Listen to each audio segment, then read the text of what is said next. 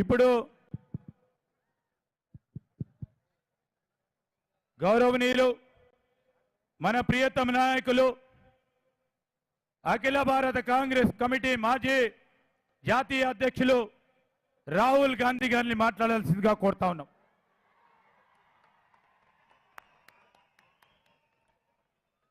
రాహుల్ గాంధీ, రాహుల్ గాంధీ.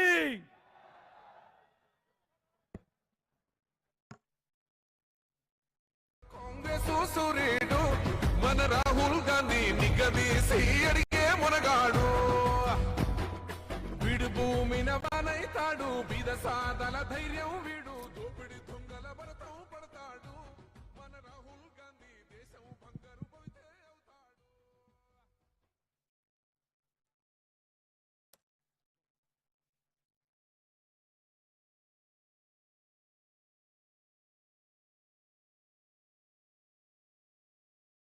सी वेणुगोपाल जी, दीपादास मुंशी जी, रेवंत रेड्डी जी, विक्रमार्का भट्टी मल्लू जी, mother राजा नरसिम्हा जी, उत्तम Reddy ji, stage पे Congress party के वरिष्ठ नेता, हमारे प्यारे कार्यकर्ता भाइयों और बहनों, प्रेस के मित्रों, आप सबका यहां बहुत बहुत स्वागत, नमस्कार. केसी वेणुगोपाल गारू, दीपा दास मुंशी गारू, रेवंत रेड्डी गारू, भट्टी विक्रमार्क गारू, दामोदर राज नरसिंह गारू, వేదిక మీద పెద్దలందరూ, నాకు ఎంతో ప్రియమైన కాంగ్రెస్ కార్యకర్తలందరూ, అక్కలు చెల్లెలు అన్నలు తమ్ముళ్ళు అందరికీ స్వాగతం పలుకుతున్నా. చాలా సంతోషం ఇక్కడ మీరు రావడాన్ని మనం చేస్తున్నారు. आज यहां हम कांग्रेस पार्टी का मैनिफेस्टो इनॉग्रेट करने आए हैं. मुझे याद है कुछ महीने पहले हमने तेलंगाना में आपसे वायदे किए थे, ऐसी ही मीटिंग थी, हमने अपनी गारंटीज की बात आपके सामने रखी. वही काम हम नेशनल लेवल के लिए आज कर रहे हैं. కొన్ని మాసాల కింద ఇక్కడే తెలంగాణ శాసనసభ ఎన్నికల ముందు మా గ్యారంటీలు ఇక్కడే ఆవిష్కరించినాం.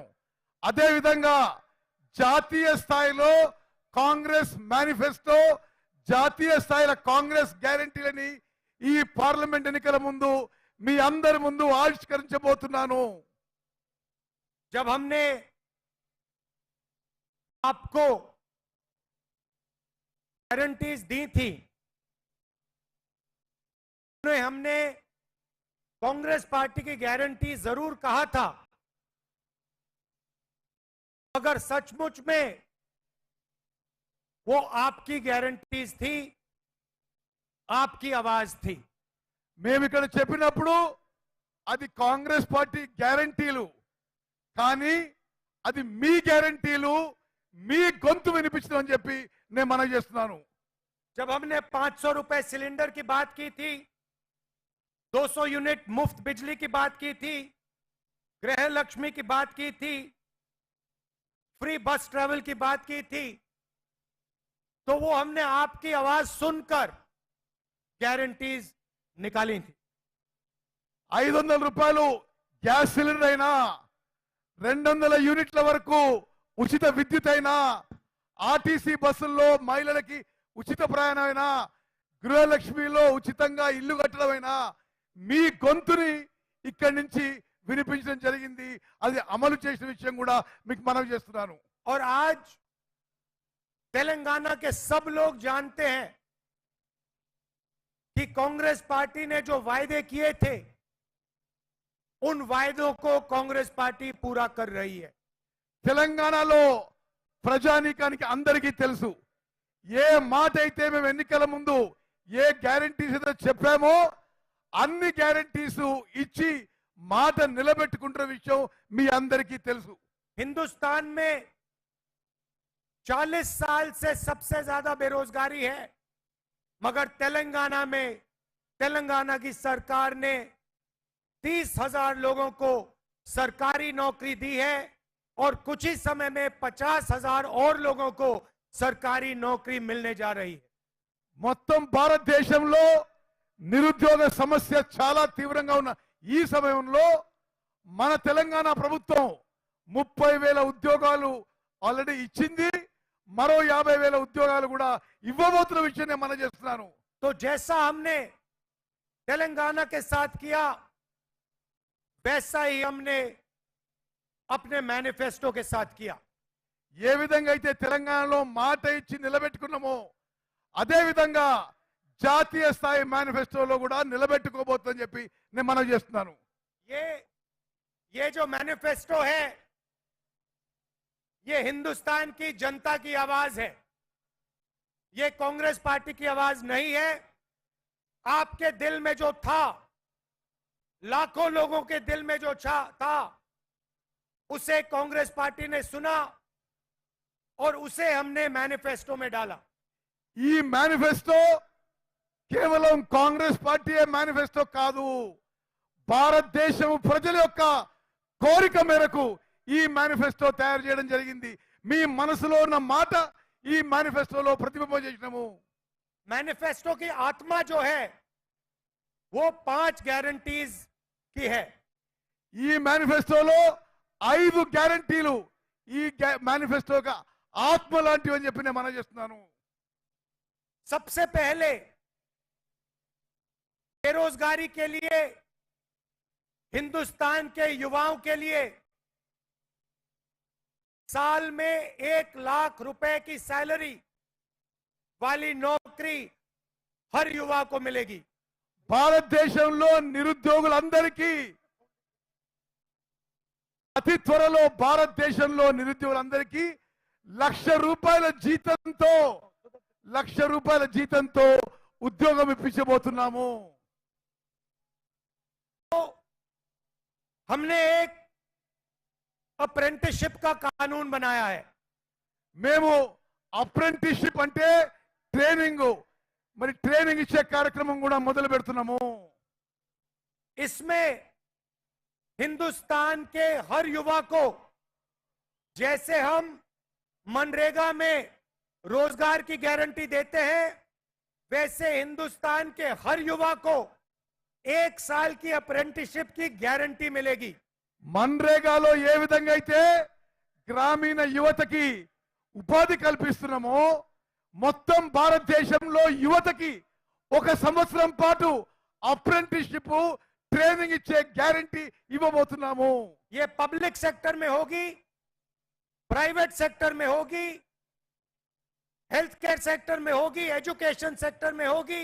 सब सेक्टर्स में हम हिंदुस्तान के युवाओं को 1 साल की अप्रेंटिसशिप 1 लाख रुपए की देंगे. భారతదేశంలో ఉన్న నిరుద్యోగ యువత అందరికీ ₹1,00,000 జీతంతో 1 సంవత్సరం ట్రైనింగ్, అప్రెంటిస్షిప్ ప్రభుత్వ రంగ సంస్థల్లో, ప్రైవేట్ రంగ సంస్థల్లో, విద్యా రంగంలో, ఆరోగ్య రంగంలో తప్పనిసరిగా కల్పించబోతున్నానని చెప్పి నేను మాటిస్తున్నాను. और ये युवाओं के लिए हमने सिर्फ एक बात रखी है कि भाषण के लिए इतना टाइम नहीं है, तो जो सब कुछ हम कर रहे हैं वो मैं बोल नहीं रहा हूं. सिर्फ एक युवाओं की गारंटी यहां आपके सामने रख रहा हूं. యువకులకి సంబంధించిన అన్ని విషయాలు ఇక్కడ చెప్పదలుచుకోలేదు. ఒక్క విషయమే నేను పదే పదే మీకు మనవి చేస్తున్నాను. मगर अगर आप मैनिफेस्टो में देखेंगे तो युवाओं के लिए अनेक और वायदे हमारे मैनिफेस्टो में है. మీరు మా మేనిఫెస్టో చూస్తే యువకులకి ఇంకా ఎన్నో అంశాలు కూడా మేము హామీ ఇస్తున్న విషయం మీకు తెలియవస్తుంది. आप जानते हो कि हिंदुस्तान की महिलाएं हमारे भविष्य की देखभाल करती हैं. భారతదేశంలో మహిళలు మన భవిష్యత్తు చూసుకుంటారని చెప్పి నేను మనవి చేస్తున్నాను. और जो महिलाएं जॉब करती हैं वो 2 जॉब्स करती हैं. ఉద్యోగాలు చేసే మహిళలు రెండు ఉద్యోగాలు చేస్తారని చెప్పి కూడా నేను మనం ఏ- చేస్తున్నాను. एक ऑफिस में जाकर या मजदूरी कर कर और दूसरी घर में जो वो अपने बच्चों की और परिवार की रक्षा करती हैं उनके लिए काम करती हैं। మహిళలు లేబర్ గా పొలాల్లో ఆఫీస్ లో పనిచేస్తూ ఇంటిని కూడా మొత్తం చూసుకుంటారు. రెండు ఉద్యోగాలు చేస్తున్నా అని చెప్పి నేను భావిస్తున్నాను. और हिंदुस्तान में मोदी सरकार के आने के बाद करोड़ों लोग फिर से गरीबी में घुस गए हैं। భారతదేశంలో నరేంద్ర మోదీ ప్రభుత్వం వచ్చిన తర్వాత చాలా మంది మళ్ళీ నిరుపేదలు అయిపోయారు. इसीलिए हम एक नारी न्याय कानून लाएंगे। అందుకోసమే నారీ న్యాయ అంటే మహిళలకు న్యాయం మేము తీసుకురాబోతున్నాము. नारी न्याय हिंदुस्तान के हर गरीब परिवार की एक महिला के बैंक अकाउंट में साल में 1 लाख रुपए डालेगी। ఈ నారీ న్యాయలో మహిళలకి అన్య న్యాయంలో ప్రతి కుటుంబంలో ఒక మహిళకి సంవత్సరానికి ₹1,00,000 ఇవ్వబోతుందని చెప్పి నేను మనం చేస్తున్నాను. ये क्रांतिकारी कदम है। ఇది విప్లవాత్మక మార్పు తీసుకురావాలని సమాజంలో చెప్పి నేను మనం చేస్తున్నాను. इससे पूरे देश का चेहरा बदल जाएगा। దేశం యొక్క ముఖ చిత్రం దీని ద్వారా మారబోతుందని చెప్పి నేను మనం చేస్తున్నాను. आप सोचिए, हिंदुस्तान के सबसे गरीब परिवारों को कम से कम 1 लाख रुपया सीधा बैंक अकाउंट में कांग्रेस पार्टी की सरकार देने जा रही है। ఆలోచన చేయండి. నిరుపేద కుటుంబాలకి రాబోయే కాంగ్రెస్ ప్రభుత్వం ప్రతి కుటుంబానికి ప్రతి సంవత్సరం ₹1,00,000 ఇవ్వబోతుందని చెప్పి నేను మనం చేస్తున్నాను. इसका मतलब हिंदुस्तान में कोई भी ऐसा परिवार नहीं होगा जिसकी आमदनी 1 लाख रुपए प्रति साल नहीं होगी। అంటే మొత్తం భారతదేశంలో ఒక్క కుటుంబానికి కూడా ఆదాయం సంవత్సరం ఆదాయం ₹1,00,000 కంటే తక్కువ ఉండబోదు అని చెప్పి నేను మనం చేస్తున్నాను. तीसरा वायदा किसान न्याय। మూడో హామీ రైతులకి న్యాయం. आप जानते हो कि आज हिंदुस्तान में रोज हजारों किसान आत्महत्या करते हैं। మీకు తెలుసు భారతదేశంలో ప్రతిరోజు వేల మంది రైతులు ఆత్మహత్య చేసుకుంటున్నారు. इस देश में रोज 30 किसान आत्महत्या करते हैं। ఈ దేశంలో ప్రతిరోజు 30 మంది రైతులు ఆత్మహత్య చేసుకుంటున్నారు. नरेंद्र मोदी ने हिंदुस्तान के सबसे अमीर लोगों का 16 लाख करोड़ रुपया कर्जा माफ किया है। నరేంద్ర మోదీ ప్రభుత్వం భారతదేశంలో అతిపెద్ద ధనవంతులకి 16 లక్షల కోట్ల రూపాయలు మాఫీ చేసిండు, రుణమాఫీ చేసిండు. मगर किसानों का 1 रुपया कर्जा माफ नहीं किया। కానీ రైతులకి ₹1 కూడా రుణమాఫీ చేయలేదు. इसलिए किसान न्याय के माध्यम से हम किसानों का कर्जा माफ करेंगे और लीगल एमएसपी की गारंटी देंगे। అందుకోసమే కేంద్రంలో రాబోయే కాంగ్రెస్ ప్రభుత్వం రైతు రుణమాఫీ చేయబోతుంది. కనీస మద్దతు ధర ఎంఎస్పీకి చట్టబద్ధత కల్పిస్తోందని చెప్పి నేను మనం చేస్తున్నాను. हिंदुस्तान के किसानों को उनके प्रोडक्ट्स के लिए, उनके प्रोड्यूस के लिए मिनिमम सपोर्ट प्राइस, कानूनी मिनिमम सपोर्ट प्राइस मिलेगी। భారతదేశంలో ప్రతి రైతుకి వాళ్ళు పండించే ప్రతి వ్యవసాయ ఉత్పత్తికి మద్దతు ధర, కనీస మద్దతు ధరకి చట్టబద్ధత కల్పించబోతున్నాము. और स्वामी नाथन फॉर्मूला के मुताबिक मिलेगी। కనీస మద్దతు ధర ఎంఎస్పీ కూడా ఎంఎస్ స్వామినాథన్ ఫార్ములా ప్రకారం ఇవ్వబోతున్నాము. चौथा वायदा श्रमिक न्याय। నాలుగో గ్యారంటీ కార్మికులకి న్యాయం చేయబోతున్నాము. मजदूरों के लिए हिंदुस्तान में हम मिनिमम वेज लाएंगे। కార్మికులకి కూలీలకి మినిమం వేజెస్ తీసుకురాబోతున్నాము. मनरेगा के लिए और दूसरे मजदूरों के लिए कम से कम 400 रुपए प्रतिदिन की मिनिमम वेज हम लागू कर देंगे। మన్రేగాలో గాని ఇతర పనుల్లో గాని కనీస వేతనాలు మినిమం వేజెస్ రోజుకి 400 రూపాయలు ప్రకటించబోతున్నాము. और पांचवा वायदा शायद सबसे जरूरी और ऐतिहासिक वायदा, ఐదో ఇచ్చిన మాట చాలా పెద్ద విషయం. ఇది అందరూ మీరు జాగ్రత్తగా వినాలని కోరుకుంటున్నా. हिंदुस्तान में 50% आबादी पिछड़े वर्ग की है। భారతదేశంలో 50% జనాభా వెనుకబడి తరగతున్న వాళ్ళు, 15% आबादी दलितों की है, 15% జనాభా దళితులు ఉన్నది, 8% आबादी आदिवासियों की है, 8% గిరిజనులు ఆదివాసులు ఉన్నారు, 15% आबादी माइनॉरिटीज की है 15% మైనారిటీల జనాభా ఉన్నది, और 5% आबादी गरीब जनरल कास्ट की है। 5% జనాభా మరి నిరుపేదలు జనరల్ కేటగిరీ వాళ్ళు ఉన్నారని చెప్పి నేను మనం చేస్తున్నాను. अगर आप इन सबको मिला दें तो 90% आबादी इन लोगों की बनती है। ఇవన్నీ మీరు కలిపితే 90% జనాభా ఇప్పుడు నేను చెప్పిన కేటగిరీస్ లో వస్తారు. मगर आप अगर हिंदुस्तान के संस्थाओं को देखो, इंस्टीट्यूशंस को देखो, बड़ी बड़ी कंपनियों को देखो, तो इनमें से आपको कोई भी उन कंपनियों में, उन इंस्टीट्यूशंस में, उन संस्थाओं में नहीं दिखाई देता। ఈ 90% జనాభా నుంచి ఇప్పుడు వ్యవస్థలో ఇన్స్టిట్యూషన్స్ లో ఎవరు మీకు అవుపడరు. मीडिया की सबसे बड़ी कंपनी की लिस्ट निकालिए, उनके मालिकों में आपको एक पिछड़ा वर्ग का व्यक्ति, एक दलित, एक आदिवासी नहीं मिलेगा। మీడియా కంపెనీలను చూస్తే మీడియా కంపెనీ ఓనర్లు ఎవరు కూడా బీసీలు గాని, ఎస్సీలు గాని, ఎస్టీలు గాని మీకు అవుపడరు. हिंदुस्तान की सबसे बड़ी 200 कंपनियों के मालिकों की लिस्ट निकालिए, భారతదేశంలో మీరు పెద్ద కంపెనీల లిస్ట్ చూస్తే ఈ ఎరుకబడిన వర్గాలు ఎవరు అవుపడరు. उसमें आपको एक पिछड़ा वर्ग का व्यक्ति नहीं मिलेगा।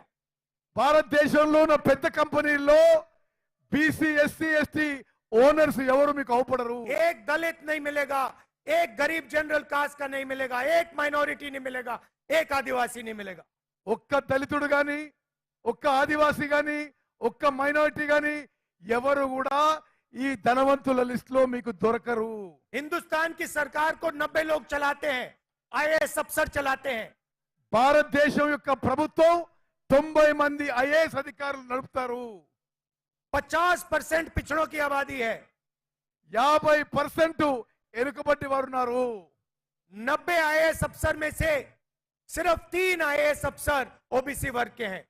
దేశాన్ని నడిపించే 90 మంది ఐఏఎస్ ఆఫీసర్లో కేవలం 3 బీసీలు ఉన్న మాట ఇది వాస్తవము. आपकी आबादी 50% और आपकी हिस्सेदारी 5%। మీ జనాభా 50%, మీ భాగస్వామ్యం కేవలం 3% అని చెప్పి నేను మనం చేస్తున్నాను. आदिवासियों की आबादी 8%, 90 में से सिर्फ एक आदिवासी। గిరిజనులు ఆదివాసాలు 8% ఉంటే ఈ 90లో ఒక్కడే ఒక్కడు గిరిజను ఉన్నాడు. दलितों की आबादी 15%, दलित अफसर 90 में से 3। 90 మందిలో దళితులు కేవలం 3, దళితుల జనాభా సంఖ్య 15% అని చెప్పి నేను మనం చేస్తున్నాను. और अगर आप बजट को देखें तो अगर 100 रुपए खर्च होता है तो दलित, आदिवासी, पिछड़े वर्ग के अफसर सिर्फ 6 रुपए का निर्णय लेते हैं। మీరు బడ్జెట్ చూస్తే ఖర్చు అయ్యే 100 రూపాయల్లో కేవలం 6 రూపాయలు బీసీ, ఎస్సీ, ఎస్టీ ఆఫీసర్స్ ఖర్చు పెడుతున్నారని చెప్పి నేను మనం చేస్తున్నాను. तो सच्चाई ये है भाइयों और बहनों कि हिंदुस्तान की 90% आबादी की इस देश में हिस्सेदारी है ही नहीं। అంటే దేశంలో 90% జనాభా ఉన్న బీసీ ఎస్సీ ఎస్టీ మైనారిటీలకి దేశంలో సరి అయిన భాగస్వామ్యం లేదు అని చెప్పి నేను మనవి చేస్తున్నాను. किसी को चोट लगती है तो पहला काम डॉक्टर कहता है एक्सरे कराओ. ఎవరికన్నా ఏమైనా దెబ్బ తాకితే డాక్టర్ ముందేమంటాడు, ఎక్స్రే చేసుకురా అని అంటుంటాడు. एक्सरे से सच्चाई दिख जाती है. ఎక్స్రేతోని నిజం బయటికి వస్తుందని చెప్పి మనం చేస్తున్నాను. एक्सरे के बाद डॉक्टर सही निर्णय ले सकता है. ఎక్స్రే తీసుకున్న తర్వాతనే డాక్టర్ సరి అయిన నిర్ణయం తీసుకోగలుగుతాడు. इसीलिए हमने वायदा किया है कि जैसे ही हमारी सरकार आएगी, जो हमने तेलंगाना में किया, जाति जनगणना को हम पूरे देश में इंप्लीमेंट कर देंगे. అందుకోసమే ఏ విధంగా అయితే తెలంగాణలో చేసినామో మేము ఎస్సీ ఎస్టీ బీసీ అన్ని కులాల జనగణన చేయబోతున్నాము, క్యాస్ట్ సెన్సస్ చేయబోతున్నాం అని చెప్పి నేను మనవి చేస్తున్నాను. देश का एक्सरे कर देंगे, दूध का दूध, पानी का पानी हो जाएगा. భారతదేశం ఒక ఎక్స్రే తీసి ఏది నిజమో అది బయటపడాలని మేము కోరుకుంటున్నాము. पिछड़े वर्ग को, दलितों को, आदिवासियों को, गरीब जनरल कास्ट के लोगों को, माइनॉरिटीज को पता लग जाएगा कि इस देश में उनकी भागीदारी कितनी है. బీసీలకి ఎస్సీలకి ఎస్టీలకి మైనారిటీలకి దేశంలో వాళ్ళ భాగస్వామ్యం ఎంత ఉందని చెప్పి దాంతో స్పష్టంగా అవుపడుతుంది చెప్పి నేను మనవి इसके చేస్తున్నాను. बाद हम फाइनेंशियल और इंस्टीट्यूशनल सर्वे करेंगे. అదే విధంగా ఆర్థిక పరమైన వ్యవస్థాపకమైన సర్వే కూడా చేయించబోతున్నాము. ये पता लगाएंगे कि हिंदुस्तान का धन किसके हाथों में है, कौन से वर्ग के हाथ में है. ఈ విధంగా భారతదేశం యొక్క ధనము ఏ వర్గం దగ్గర ఉంది, ఎక్కడుందో మేము తెలుసుకుంటాము. और इस ऐतिहासिक कदम के बाद हम क्रांतिकारी काम शुरू करेंगे. ఈ చారిత్రాత్మక అడుగు వేసిన తర్వాత కొన్ని విప్లవాత్మక మార్పులు తీసుకురాబోతున్నాము. जो आपका हक बनता है वो हम आपके लिए आपको देने का काम करेंगे. మీ హక్కు అయితే ఏది ఉందో మీ హక్కు ప్రకారం మీకు ఇవ్వబోతుందని చెప్పి నేను మనవి చేస్తున్నాను. चाहे वो मीडिया हो, ब्यूरोक्रेसी हो, हिंदुस्तान की सब संस्थाएं हो, वहां हम आपकी जगह बनाकर आपको हिस्सेदारी देंगे. భారతదేశంలో ఉన్న అన్ని సంస్థలు, బ్యూరోక్రసీ కానీ మీడియా కంపెనీలు కానీ ఇతర సంస్థల్లో కూడా ఎవరి భాగస్వామ్యం ఎవరికి వచ్చే విధంగా మేము అడుగులు తీసుకుంటామని చెప్పి నేను మనవి చేస్తున్నాను. भाइयों और बहनों, आप जानते हो कि यहां आपके पिछले चीफ मिनिस्टर ने सरकार कैसे चलाई थी. మిత్రులారా, మీకు తెలుసు గతంలో ఉన్న ముఖ్యమంత్రి ఏ విధంగా ప్రభుత్వం నడిపించిందో మీరు చూసిండ్రు. हजारों लोगों के उन्होंने फोन टैप किए వేల మంది ఫోన్లు ట్యాపింగ్ చేసిండు. और यहां की जो इंटेलिजेंस की एजेंसीज थी, टैक्स की एजेंसीज थी, पुलिस थी, उनका उन्होंने गलत उपयोग किया. మాజీ ముఖ్యమంత్రి ఇంటెలిజెన్స్ వాళ్ళు పోలీస్ వాళ్ళని దుర్వినియోగం చేసి అందరి ఫోన్లు ఏ విధంగా ట్యాప్ చేశారో మీరందరూ మీడియాలో చూస్తున్నారు. हजारों लोगों का फोन टैप किया और सरकार बदलते ही सरकार का डेटा सरकार के कंप्यूटर नदी में फेंक दिए. వేల మంది ఫోన్లు ట్యాపింగ్ చేసి ప్రభుత్వం మారగానే ప్రభుత్వం దగ్గర ఉన్న గత ప్రభుత్వ డేటా మొత్తం కూడా ధ్వంసం చేశారు. मगर जो उन्होंने सरकार चलाई थी, डराकर, धमकाकर, एक्सटॉर्शन करके उन्होंने आपसे आपका धन छीना था. గత ప్రభుత్వంలో మిమ్మల్ని భయపెట్టించి బలవంతపు వసూలు చేసి సమాజంలో భయంతో నడిపించిన విషయం మీరు గమనించాలి. रात को फोन कॉल आता था, आपको धमकाया जाता था और आपके पैसे छीने जाते थे, आपसे लूटे जाते थे. రాత్రిపూట ఫోన్ కాల్ వచ్చేది, మీ ధనం మరి బలవంతంగా వసూలు చేయించబడేదని చెప్పి నేను మనవి చేస్తున్నాను. आज तेलंगाना में कार्रवाई शुरू है और सच्चाई आपके सामने है. తెలంగాణలో కాంగ్రెస్ ప్రభుత్వం పని మొదలుపెట్టింది, నిజం మీ ముందని చెప్పి నేను మనం చేస్తున్నాను.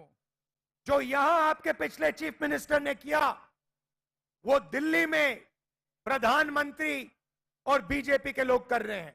ఇక్కడ మాజీ ముఖ్యమంత్రి పని అయితే చేసిండో ఢిల్లీలో నరేంద్ర మోదీ ప్రభుత్వం కూడా అదే పని చేస్తుందని చెప్పి నేను మనం చేస్తున్నాను. जिसको पहले इन्फोर्समेंट डायरेक्टरेट कहा जाता था वो आज एक्सटॉर्शन डायरेक्टरेट बन गया है. గతంలో ఎన్ఫోర్స్మెంట్ డైరెక్టరేట్ అనే కేంద్ర సంస్థ ఇప్పుడు ఎక్స్టోర్షన్ డైరెక్టరేట్ అంటే బలవంతపు వసూళ్ల డిపార్ట్మెంట్ గా మారింది. बीजेपी दुनिया की सबसे बड़ी वॉशिंग मशीन चला रही है. బీజేపీ ప్రపంచంలోనే ఒక వాషింగ్ మిషన్ నడిపిస్తుంది. और देश के सबसे भ्रष्ट मंत्री सबसे भ्रष्ट नेता नरेंद्र मोदी जी के साथ खड़े हैं. దేశంలో అత్యంత అవినీతి పరులు అవినీతి మంత్రులు అందరూ కూడా నరేంద్ర మోదీతో నిలబడ్డారు. ఎలా इलेक्शन कमीशन में नरेंद्र मोदी ने लोग बैठाए. ఎలక్షన్ కమిషన్ లో కూడా నరేంద్ర మోదీ తన తొత్తులను పెట్టిండు. और दुनिया का सबसे बड़ा स्कैम इलेक्टोरल बॉन्ड्स का स्कैम है. ప్రపంచంలోనే అతిపెద్ద కుంభకోణం ఎలక్ట్రోల్ బాండ్స్ కుంభకోణం అని చెప్పి నేను మనం చేస్తున్నాను. पैसा दो धंधा लो. పైసలు వసూలు చేసి వ్యాపారం బిజినెస్ ఇచ్చిన చరిత్ర బీజేపీ ప్రభుత్వం చెప్పి నేను మనం చేస్తున్నా. इलेक्टोरल बॉन्ड्स की आप लिस्ट निकालिए और उसमें साफ दिखता है. మీరు ఎలక్ట్రల్ బాండ్స్ అంటే పొలిటికల్ పార్టీస్ కి మరి బాండ్స్ ఇచ్చిన వాళ్ళు లిస్ట్ చూస్తే వాళ్ళ వ్యాపారాలు వాళ్ళ బాండ్స్ కి ఏ సంబంధం ఉందో స్పష్టం అవుతుంది చెప్పి నేను మనం చేస్తున్నాను. एक दिन सीबीआई कंपनी को धमकाती है, उसी महीने वही कंपनी बीजेपी को करोड़ों रुपए पकड़ा देती है. సిబిఐ సంస్థ వ్యాపారస్తులను వ్యాపార కంపెనీని భయపెట్టించి అదే నెల ఆ కంపెనీ బీజేపీకి ఎలక్ట్రల్ బాండ్ ద్వారా డొనేషన్ చేసే ఉదాహరణలు ఎన్నో అని చెప్పి నేను మనం చేస్తున్నాను. हजारों करोड़ रुपए का इंफ्रास्ट्रक्चर प्रोजेक्ट कंपनी को मिलता है, उसी से 15-20 दिन पहले कंपनी बीजेपी को करोड़ों रुपए पकड़ाती है. వేల కోట్ల ప్రాజెక్టులు వేల కోట్ల ఇన్ఫ్రాస్ట్రక్చర్ ప్రాజెక్టులు వాళ్ళ దగ్గరున్న వాళ్ళకి సంస్థలకు ఇచ్చి ఎలక్ట్రల్ బాండ్ ద్వారా వసూలు చేసుకుంటున్నారు. कांग्रेस पार्टी के सारे बैंक अकाउंट बंद कर दिए. కాంగ్రెస్ పార్టీకి చెందిన బ్యాంక్ అకౌంట్లు అన్ని కూడా ఈ బీజేపీ ప్రభుత్వం సీజ్ చేసింది, మూసేసిన విషయం మీకు తెలవాలి. मगर हम इन लोगों से नहीं डरते हैं. అయినా సరే మేము భయపడేది లేదు. यहां पे हमने बीजेपी की बी टीम को हराया, आने वाले चुनाव में हम ए टीम को हराने जा रहे हैं. తెలంగాణలో బీజేపీ బి టీం ని ఓడించినాం, ఇప్పుడు దేశంలో బీజేపీని ఓడించబోతున్నాము. कॉन्स्टिट्यूशन हिंदुस्तान के सब लोगों की रक्षा करता है. రాజ్యాంగం భారతదేశ ప్రజలకి రక్షణ కలిగిస్తుంది. चाहे वो दलित हो, आदिवासी हो, पिछड़े लोग हो, माइनॉरिटी के लोग हो, गरीब हो, सब लोगों की रक्षा कॉन्स्टिट्यूशन करता है. రాజ్యాంగం ద్వారానే దళితులు ఆదివాసీలు మైనారిటీలు బీసీలు వీళ్ళందరి రక్షణ మన రాజ్యాంగం చేస్తుంది. बीजेपी कॉन्स्टिट्यूशन को रद्द करना चाहती है. బీజేపీ కేంద్రంలో రాజ్యాంగాన్ని రద్దు చేయదలుచుకున్నది. हम कॉन्स्टिट्यूशन को कभी नहीं रद्द होने देंगे. మేము రాజ్యాంగాన్ని రద్దు చేయనీయము. ये लड़ाई कॉन्स्टिट्यूशन और लोकतंत्र को बचाने की लड़ाई है. ఇప్పుడు మనం కొట్లాడే ఈ కొట్లాట రాజ్యాంగాన్ని ప్రజాస్వామ్యాన్ని కాపాడుకుందామని చెప్పి నేను మనం చేస్తున్నాను. नरेंद्र मोदी जी 3-4% लोगों के लिए काम करते हैं. నరేంద్ర మోదీ 3-4% ఉన్న జనాభా వాళ్ళకి పెద్దలకే పనిచేస్తున్నాడు. उनके पास मीडिया, धन, इंटेलिजेंस एजेंसीज, सीबीआई, ईडी सब कुछ है. నరేంద్ర మోదీ దగ్గర పైసలు ఉన్నాయి, మీడియా ఉంది, పెద్ద పెద్ద సంస్థలు ఉన్నాయి, కేంద్ర ప్రభుత్వ సంస్థలు సిబిఐ, ఈడీ అన్ని ఉన్నాయి. हमारे पास सच्चाई और जनता का प्यार, మా దగ్గర కేవలం జనం యొక్క ప్రేమ, మీ ప్రేమ నిజం మాతో ఉందని చెప్పి నేను మనవి చేస్తున్నాను. और जीत सच्चाई और जनता की होती है. గెలుపు నిజంతో మరి మాతో ఉంటుందని చెప్పి నేను మనవి చేస్తున్నాను. आखिरी बात, मैनिफेस्टो में हमने फिशिंग कम्युनिटी के लिए, मछुआरों के लिए भी जबरदस्त काम किया है. మేనిఫెస్టోలో అన్ని కమ్యూనిటీలు కూడా సరి అయిన న్యాయం చేస్తున్నామని చెప్పి నేను మనవి చేస్తున్నాను. डीजल की सब्सिडी और आपके लिए, फिशरमैन के लिए कोऑपरेटिव बैंक हम लागू करेंगे. చేపలు పట్టే వాళ్ళకి డీజిల్ సబ్సిడీ, అదే విధంగా ఫిషర్మ్యాన్ కోఆపరేటివ్స్ కి మేము తక్కువ ధరతో లోన్లు ఇప్పిస్తామని చెప్పి నేను మనవి చేస్తున్నాను. मैंने आज 5 वायदे आपके सामने रखे. నేను మీ ముందు 5 మాటలు, 5 హామీలు మీ ముందు ఉంచాను. मगर ये हमारे सिर्फ 5 वायदे नहीं है. కానీ ఇది కేవలం 5 మరి గ్యారంటీలు మాత్రమే, 5 హామీలు మాత్రమే కాదు అని చెప్తున్నాను.